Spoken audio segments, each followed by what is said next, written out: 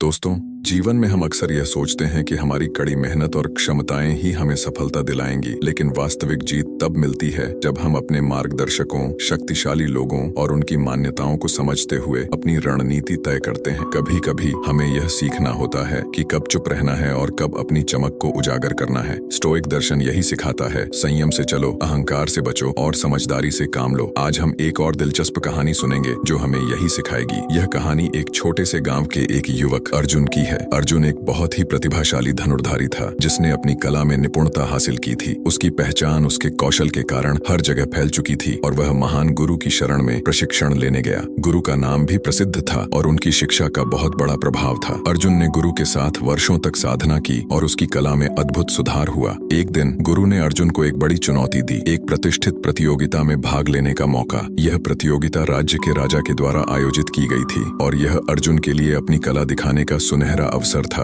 अर्जुन ने अपनी पूरी ताकत से प्रतियोगिता में भाग लिया और उसका प्रदर्शन सच में अद्भुत था। उसकी तीरंदाजी ने राजा और उसके दरबारियों को मंत्रमुग्ध कर दिया। राजा ने उसकी बहुत प्रशंसा की और अर्जुन की कला की सराहना की। सभी दरबारी उसकी तारीफ करने लगे, लेकिन इस सब के बीच गुरु की प्रशंसा कहीं खो गई। गुरु की आंखों में एक हल्की सी उदासी दिखी जिसे अर्जुन ने अनदेखा कर दिया। अर्जुन को लगा कि यह उसका व्यक्तिगत विजय क्षण है और उसने पूरी सफलता का श्रेय खुद को दिया। कुछ दिन बाद अर्जुन को महसूस हुआ कि गुरु उससे धीरे धीरे दूर हो रहे हैं। वह समझ नहीं पा रहा था कि आखिर क्या गलत हुआ। धीरे धीरे उसे यह एहसास हुआ कि उसने अपने गुरु के अहंकार को चोट पहुंचाई है। गुरु ने अब उसे एक शिष्य के रूप में नहीं बल्कि एक प्रतिद्वंदी के रूप में देखना शुरू कर दिया था। अर्जुन की सफलता ने गुरु के आत्मसम्मान को ठेस पहुंचाई थी। यहाँ स्टोइक दर्शन की महत्वपूर्ण सीख सामने आती है। हमें कभी भी दूसरों के अहंकार को चोट नहीं पहुंचानी चाहिए, चाहे हमारी नीयत कितनी भी अच्छी क्यों न हो। जब हम शक्तिशाली लोगों के सामने अपनी क्षमताओं को अधिक चमकाने की कोशिश करते हैं तो हम उनका सम्मान खो देते हैं। इसका परिणाम यह होता है कि वे हमें सहयोगी के रूप में नहीं बल्कि खतरे के रूप में देखने लगते हैं। यह खेल संयम और कूटनीति का है। सही समय पर अपनी कला दिखाना और सही समय पर चुप रहना, यही बुद्धिमानी है। इसलिए यह जरूरी नहीं कि हम हमेशा अपनी प्रतिभा को हर समय दिखाएं। सही समय पर संयम दिखाकर अपनी सफलता की दिशा तय करना और किसी का अहंकार चोटिल किए बिना अपने रास्ते पर चलना, यही असली रणनीति है। अर्जुन ने जल्द ही यह समझा कि उसे अपनी कला को सही समय पर सही तरीके से पेश करना होगा ताकि वह अपने गुरु और अपने मार्गदर्शकों के लिए सम्मान बना सके। कई वर्षों तक अर्जुन ने अपनी कला को शांतिपूर्वक अभ्यास किया और अपनी क्षमता को धीरे धीरे सबके सामने प्रस्तुत किया। वह जानता था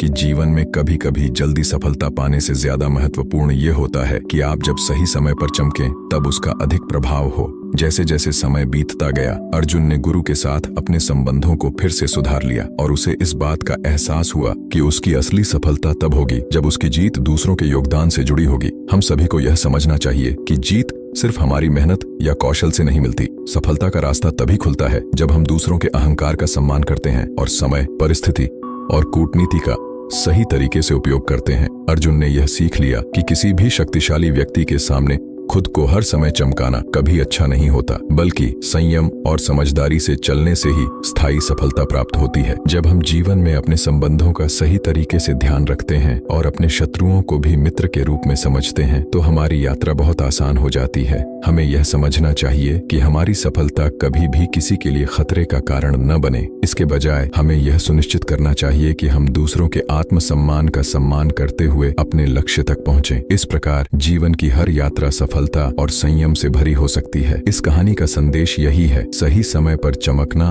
और सही समय पर संयम से कदम बढ़ाना असली जीत होती है। जीवन में हर स्थिति पर हमारा नियंत्रण नहीं हो सकता, लेकिन हमारी प्रतिक्रिया पर हमारा पूरा अधिकार है। दोस्तों, अगर आपको यह कहानी पसंद आई हो तो कृपया वीडियो को लाइक करें और कमेंट बॉक्स में अपने विचार हमारे साथ साझा करें। आपके विचार जानकर हमें खुशी होगी। ऐसे और गहरे जीवन दर्शन और उपयोगी रणनीतियों के लिए हमारे चैनल द स्टोइक ज्ञान को सब्सक्राइब करें और बेल आइकन दबाएं ताकि कोई नई अपडेट आपसे छूट न जाए। धन्यवाद।